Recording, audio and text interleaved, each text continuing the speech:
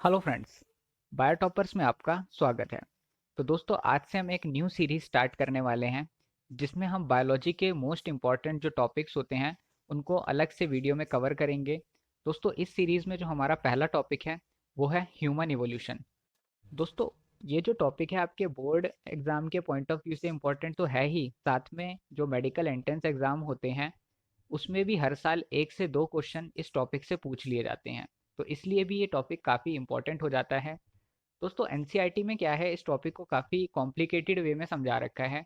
मैंने इसको काफ़ी सिंप्लीफाइड वे में समझाने की कोशिश की है आपको। तो आप वीडियो को एंड तक देखिए। तो चलिए वीडियो को स्टार्ट करते हैं। दोस्तों, ये टॉपिक जो है वो एनसीईआरटी बेस्ड ही रहने वाला है। तो आइए देखते हैं। Origin and evolution of man. तो ऐसा माना जाता है कि जो पहले मानव थे जो धरती पे आए होंगे, तो वो कौन थे? वो ड्रायोपिथिकस थे। ड्रायोपिथिकस। अगर हम बात करें इनकी जो फॉसिल्स जहाँ हमें मिले हैं तो वो देख लेते हैं। In the fossils of Dryopithecus africanus, इसका पूरा नाम है Dryopithecus africanus, was discovered from Africa and Europe.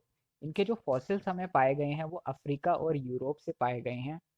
अ, और अगर बात करें, it lived about 15 million years ago, मतलब आज से लगभग 15 मिलियन साल पहले इनका ओरिजिन हुआ था। तो ये इम्पोर्टेंट है।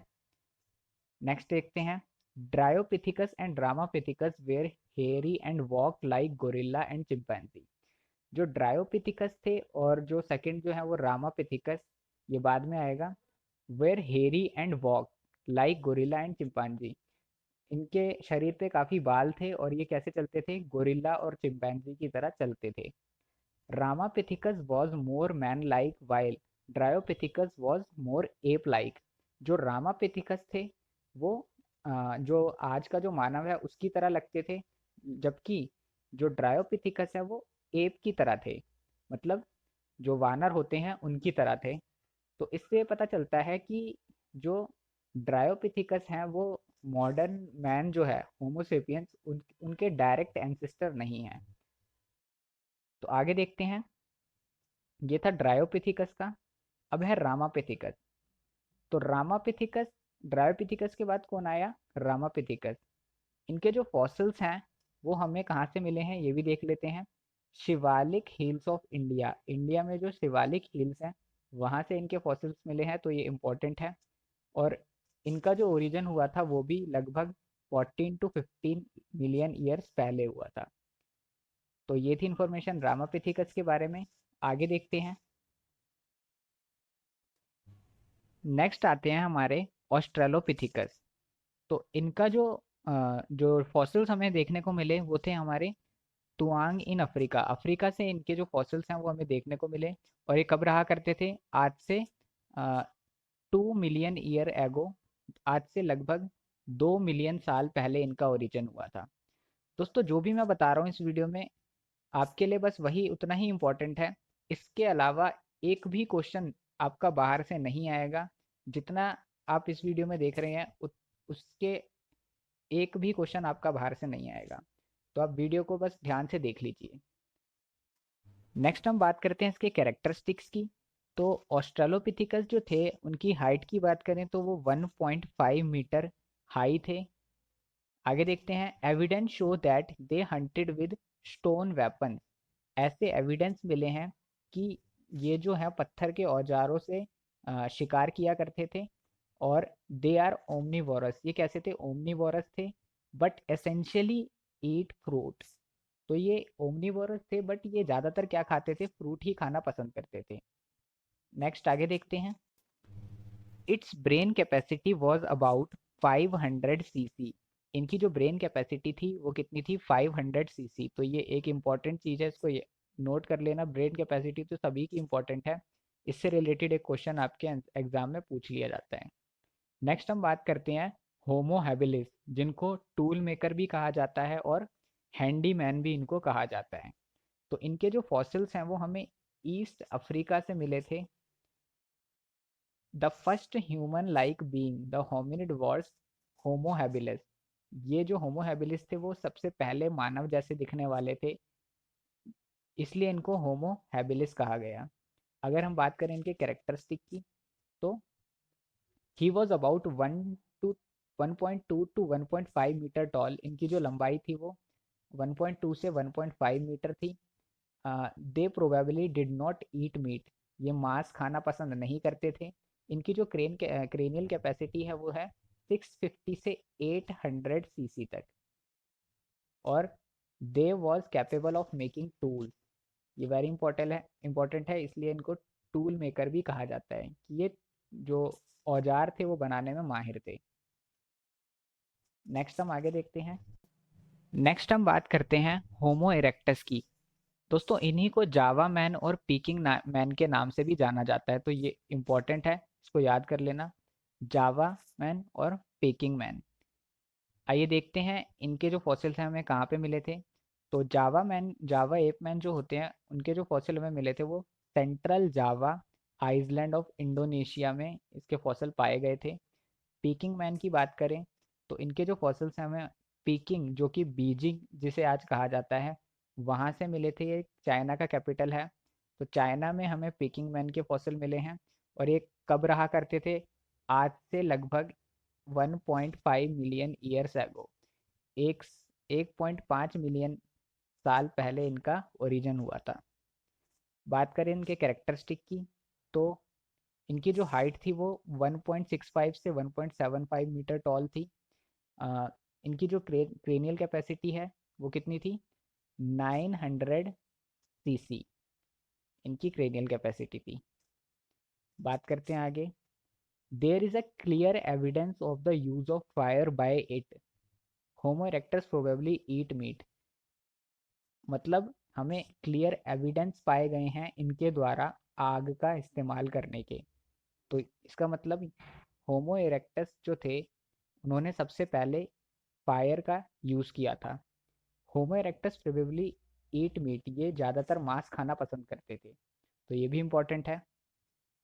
बात करते हैं निएंडरथल मैन की। तो इनके जो हमें फॉसिल पाए गए हैं वो मिले हैं हमें Neander valley in Germany, Germany में इसके फॉसिल पाए गए हैं। और इनका जो ओरिजिन है वो आज से लगभग 1 लाख से 40 साल के बीच में ये रहा करते थे, तो ये इम्पोर्टेंट है, एनसीईआरटी का डाटा है ये। इनके कैरेक्टरिस्टिक की बात करें तो Neanderthal man was the legendary cave dweller, मतलब ये गुफा खोदने में माहिर थे, गुफा के अंदर रहा करते थे ये।